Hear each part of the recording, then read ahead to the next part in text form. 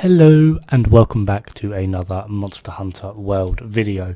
For this one it's going to be quite simple really. I've already done a low rank armor show and tell, so this time I'm going to be doing a high rank armor show and tell. I haven't actually progressed further than the tempered Kirin of myth and legend, so I'm not going to be showing the augments and other things you can do. That will be for another video while I wait for my wife to catch up to where I am at. So in the meantime, let us have a gander at what is actually available to you once you have pretty much killed everything in the game. Now, if you've watched some of my previous videos, you might remember me wearing the Zora Alpha armor, which in terms of the high rank armors is actually pretty midway essentially between some of the lower end of the high rank armors, which start with your leather, bone, alloys. There's a few others in between, but as you can see, going between the alloy alpha or even the beta, if we move down towards the Zora Magdaros at the bottom right, you can quite clearly see there is a slight defense jump, which is obviously handy. However, obviously at this point we're going to start looking at our resistances as well. So I've got plus 20 on fire, negative 15 on both water and dragon, negative 10 on ice, and negative 5 on thunder.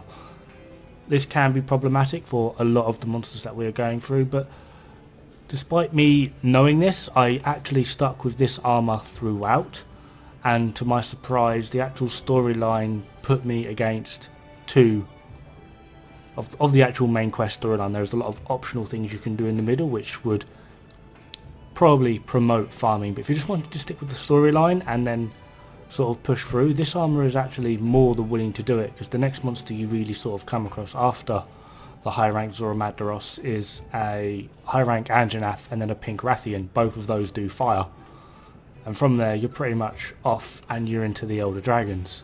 But if you're wanting to farm up other armors, of course, sticking with the theme of the last video, the Legiana set is also very good, particularly if you are wanting to go for a full set. This is great for both the Blade Masters as well as gunner users, and then obviously the Odegaran doesn't really change too much and is superb really for the Blade Masters. Below that you actually go into something a little bit more interesting, which is the Rathalos sets, particularly the Rathalos Soul, which is a lot more interesting to use for the bows and gunners. Diablos is great for both gunners and the Blade Masters if you're particularly wanting to go for that. However, I will admit, if you've got a shield, you want to go for the Dwarven King. The Uragan armor is absolutely amazing, particularly for those lance and gun lance users. Going past that into some of the more unusual armors that have actually come around, including the Death Stench armor, which I purely want to make just because it looks awesome. You actually enter the Elder Dragon realm.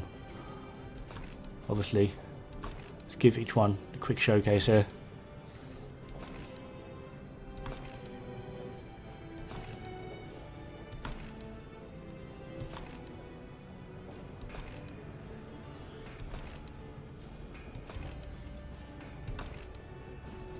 Now, obviously the other dragons will probably be the most sought after. They are the highest in defense, with Xeno'jiiva creeping ahead just a little bit at 361 at base, where the armor I am currently wearing, the Val Hazak armor, is 321 at base. However, the Val Hazak armor has something called super recovery, which is basically, although it is slow, you are perpetually healing. You are constantly healing, and this is an armor that I have recommended to so many people in the game. The complete armor set is actually pretty good with its dragon attack, peak performance. Effluvia resistance is only really handy for in the Rotten Val, but it is really handy.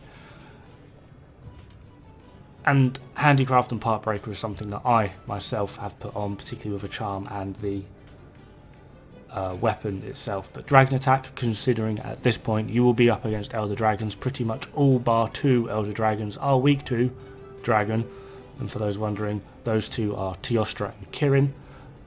But the recovery speed will help. That's that little red bar that appears when you get a nice hit. It takes away your initial chunk and then you get that red bar, which if you get hit again you will lose that red bar. Recovery speed will recover that, but it's the super recovery, the Valhazak Vitality, that is going to make up a very, very large amount of your healing. And if you just run around for a little bit, you will generally be back to full health in just under a minute, generally, really. Starting from the top, the first Elder Dragon you will really come across that is farmable for armour of this level will be the Nergigante. Nergigante is, as you could probably tell that when you come across to fighting him, he is very, very aggressive. So his armour set is all really based about being aggressive. You've got attack boost, which we can all guess what that does. Agitator, whenever the monster becomes enraged, guess what you get? You get a nice little buff to your damage and affinity. Stamina surge, so that your stamina recovers quicker. Maximum might, this is yet again more damage and affinity buffing, and previously stated handicraft and part breaker or something I've put on. Teostra, this is a nightmare to farm purely because, well, it's Teostra, and soloing him is actually quite doable and quite easy if you understand the mechanics, and I will stress, take a few flash pods with you. But latent power is a great one for upping your damage. You've obviously then got blast attack. Couple this with something like weakness exploit and you are definitely picking apart those horns. Special ammo boost is something more for gunners, so I can actually see this going more towards a gunner set. However, if you go to the Teostra B or Beta, it does drop a little bit, but it does open up so much more customizations purely because the Teostra Alpha has very limited decoration slots. As you can see, a grand total of 1. Kushala Daora, or Daura as it's pronounced in this game. The Alpha set is pretty handy. See the pun there with handicraft. However, and I'm sure this isn't just me, I'm not sure what they've done to Kushala Daora, but this monster has become an absolute nightmare. For successful attempts at farming this monster, you will definitely need a few Dragon Seal weapons, preferably of high, some serious flash bombs, and someone that knows what they're doing with slicing ammo, just to make sure this monster doesn't screw over your FPS. That's the main problem with this monster. It's not that it's particularly difficult, just during certain stages of the fight it literally unleashes tornadoes everywhere and FPS just goes out of the window. The Valhazak armour, as I've already demonstrated, I would argue this is probably one of the best complete sets in the game. Pretty much all of it makes sense to the armour. The only one that really does become redundant at certain points would be the Effluvia Resistance, simply because that only takes or becomes helpful while in the Rotten Valve. Kirin armour, obviously always looking ridiculous. We're going to look at B quickly because it does actually look a little bit more helpful. But the Kirin armour is actually pretty great, especially for a gunner armour. You've got Thunder Attack, Free Element and Ammo Up, Marathon Runner, Divine Blessing, Thunder Resistance and Blight Resistance, which is all very handy, especially being a gunner. This obviously doesn't mean that it can't be used as a blade set. I just see it being a little bit more of a lifeline armour for a gunner. And then beyond that we have the Xeno Jiva set, which is quite nice, but a lot of it pushes more towards the gunner side. Blight Resistance, useful for both. Power Prolonger, that's a bit more of a Blade Master skill, particularly for things like Charge Blades and Insect Glaives, basically those little buffs that you can get. This will enable them to stay for a bit longer. Special Ammo Boost, obviously, that's for your gunners and bows. You've then got Critical Boost as well, which is perfect for making a slicing ammo build on your heavy bowgun or light bowgun. Anyway, as I had stated, the way I actually went about this was pretty much going straight from the Zora Magdaros set, there it is, and the next armour I actually farmed was the Nergigante, and then I went back, having a more successful and robust armour, went back and farmed other things as I went along. But to be perfectly honest, at that point I didn't really need to, because the Nergigante armour was perfectly capable of doing it. And now I'm basically going to be going through and collecting all of the Elder Dragon armours. I've already got Valhazak, I have Xeno'jiiva, I'm going to be grabbing Teostres pretty soon. I'm quite close to being able to make a few pieces of this. All I need really is a Teostra gem, and I'm at least able to make a fair few of those pieces. And then after that I'll be heading towards the Kushala Daora armour sets.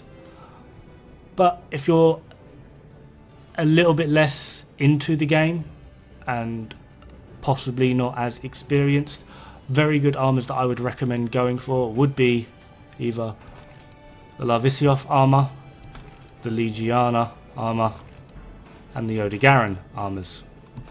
These are very, very helpful armours depending on what you're wanting to do. If you're feeling a bit braver, you could go for the Wrath Soul Alpha or the Beta. This is for Azure Rathalos. They make a little bit more use within the gunner side of things, but they don't have to be.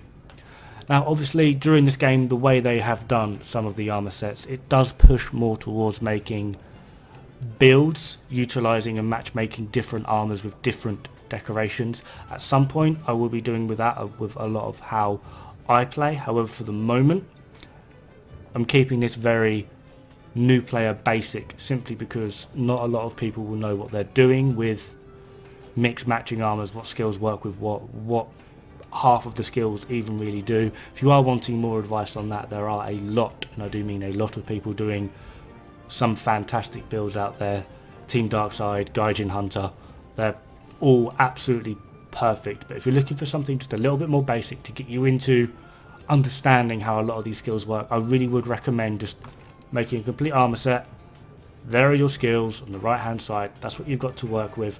And from there, if you just literally use C and filter through by skills, it will tell you what each skill will do and at what level it will do what, which is a very handy tool and has actually not been present in any other Monster Hunter until now.